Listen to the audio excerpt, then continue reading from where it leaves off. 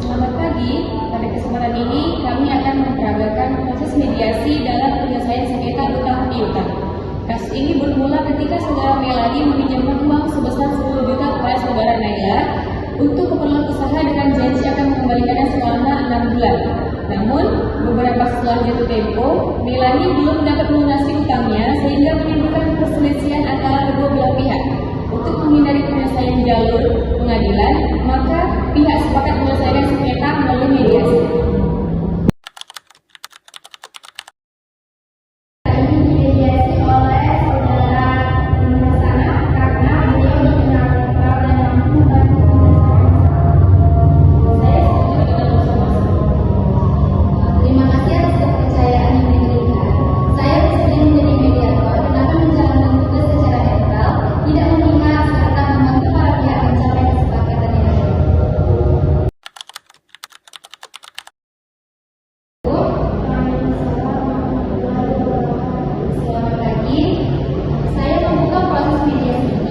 Sebelum dimulai, saya ingin menjelaskan bahwa mediasi merupakan proses penyelesaian sengketa melalui musyawarah dengan bantuan pihak ketiga yang netral.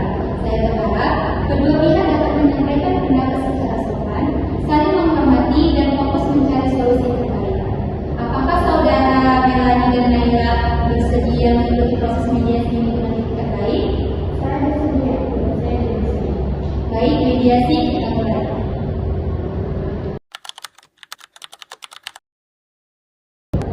Silahkan kepada saudara Naila untuk menyampaikan pokok permasalahannya. Terima kasih. Di sini saya akan menyampaikan 6 bulan yang lalu saya meminjamkan uang kepada saudara Melani sebesar 10 juta. Saat itu kami sepakat bahwa uang tersebut akan dikembalikan dalam waktu 6 bulan. Namun hingga saat ini pembayaran belum dilakukan. Saya sudah beberapa kali menghubungi saudara Melani, tetapi belum ada kepastian kapan uang saya akan dikembalikan. Saya merasa dirugikan karena uang tersebut juga saya lakukan untuk kebutuhan. Baik, terima kasih. Selanjutnya saya persilahkan kepada saudara Melani. Saya mengakui bahwa saya memiliki utang sebesar 10 juta kepada saudara Naila. Kelambatan pembayaran terjadi karena usaha saya mengalami kerugian dan pendapatan turun. Saya tidak bermaksud menghindari kewajiban saya, tapi kondisi ekonomi saya memang belum memungkinkan untuk melunasi utang itu sekaligus.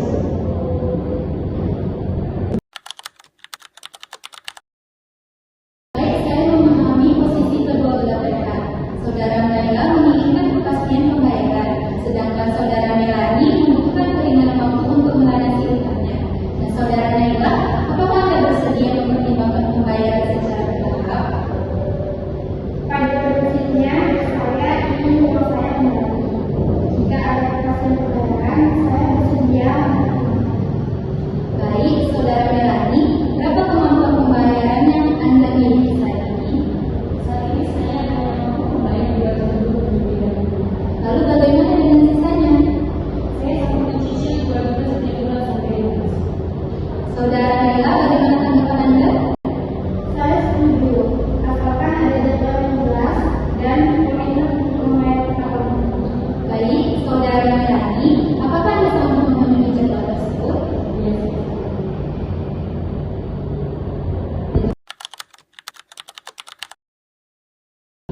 Baik, berdasarkan hasil diskusi kita ini, terdapat beberapa alternatif penyelesaian. Yang pertama, pelunasan seluruh utang sekaligus. Nah, yang kedua, pembayaran sebagian terlebih dahulu untuk sisanya dicicil. Lalu yang ketiga itu perpanjangan waktu pelunasan dengan jadwal pembayaran yang disepakati. Dari alternatif tersebut, kedua pihak tampaknya sepakat pada alternatif kedua dan ketiga, yaitu pembayaran sebagian terlebih dahulu dan sisanya dicicil. Apakah benar demikian?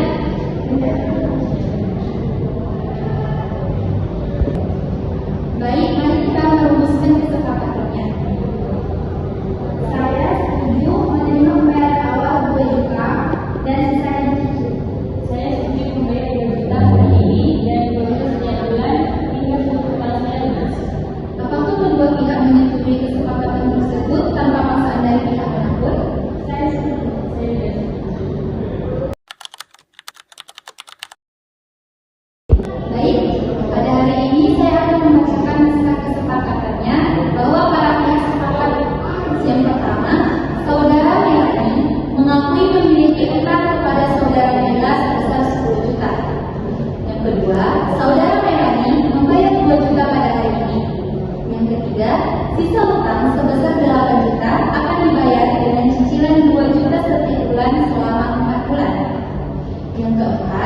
Kedua pihak berjanji melaksanakan isi kesepakatan ini dengan etikat baik.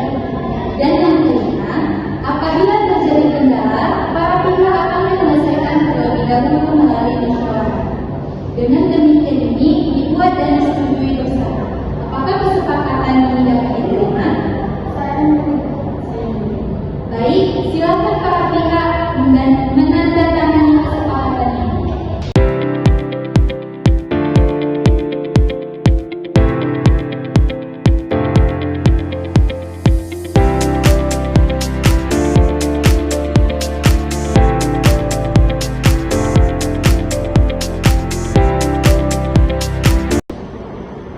Alhamdulillah, proses mediasi telah berhasil menghasilkan kesepakatan yang diterima oleh kedua belah pihak.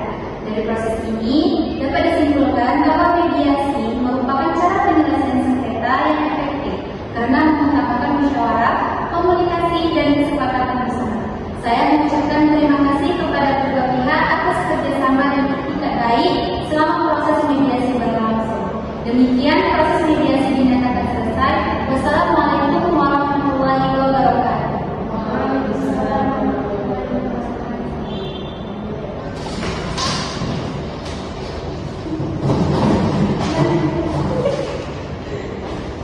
Dari simulasi ini dapat dipahami bahwa mediasi memberikan kesempatan kepada para pihak untuk menyelesaikan sengketa secara damai tanpa harus melalui proses pengadilan yang panjang dan memerlukan biaya yang lebih besar.